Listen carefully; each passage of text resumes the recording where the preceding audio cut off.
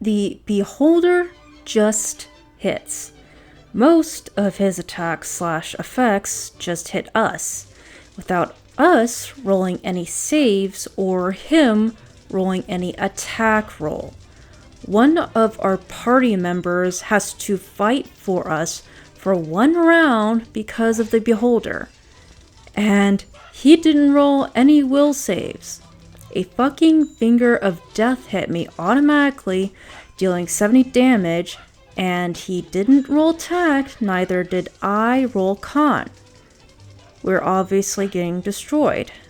We've tried telling him multiple times that he's reading something wrong, but he's convinced that the beholder can hit automatically. We're never gonna let him DM again. Also, this guy was missing apostrophes for the word we're, but whatever. Also, no context. It's been a while since the story happened, so I may be a bit fuzzy on the details, but here goes. A couple years ago, after the campaign I was running had to be put on hold, one of my players and I had the idea to start up a West Marches server running PF2E.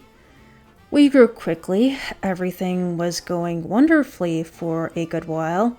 We had nearly 30 players and 5 or 6 GMs playing regularly.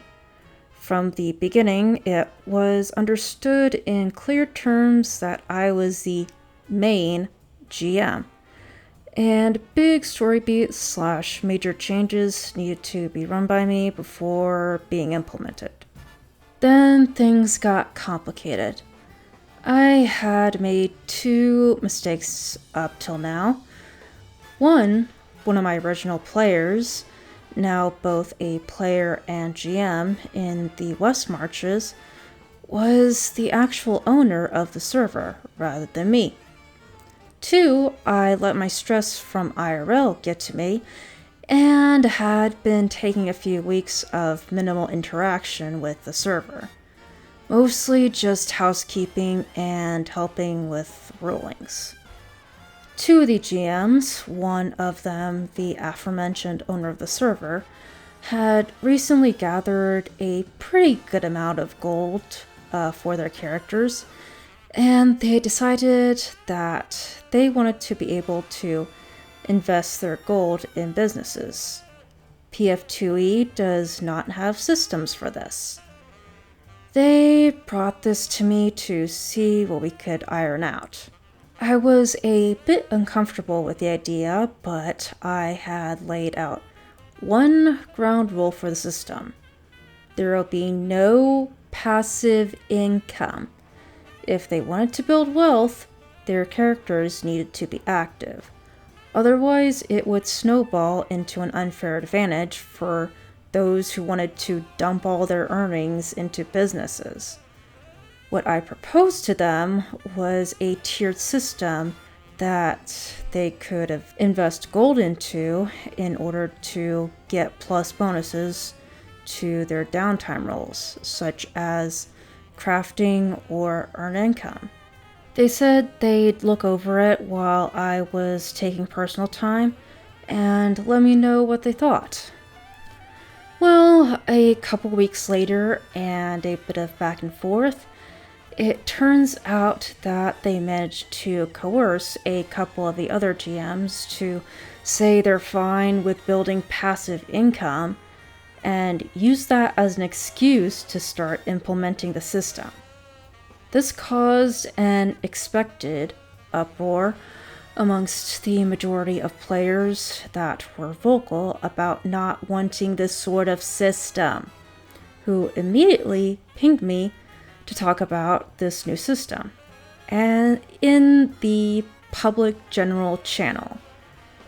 I could have been more gentle about it, especially in public, but I outright stated I didn't know anything about it, that it was a project of the 2 GMs, and what they were implementing didn't look like anything like what I originally proposed. I told the players that I would talk to the two about this in the morning, as it was nearly 2 a.m. at the time. I go to sleep. Then I wake up to a slew of messages from the server owner, as well as having been stripped of access to all the GM channels. Turns out he had unilaterally decided that I was stepping down from the role of GM because I didn't support my fellow GMs. We argued for a short time, but I told him if he was going to do this, I would simply leave the server. So he kicked me. Cue absolute uproar in the server. I'm being told by a number of other players and GMs that the server owner is shit-talking me and blaming me for everything that happened. A mass exodus ensues. By the end of the day, only 4 people were left in the server before he shut it down entirely. And that's how 2 players wanting to start businesses ended an active West Marches server. Not the most interesting story, but it's my most irritating TTRPG experience to date. Yeah, some of you may be thinking that the story is made up, but it's equally possible that it's very real, because sometimes real life gets that fucking crazy. Not to mention a lot of horror stories on this subreddit. They get worse. So, hope y'all enjoyed this first little episode of RPG Horror Stories. Alright, Gothcat signing out. Thank you and goodbye.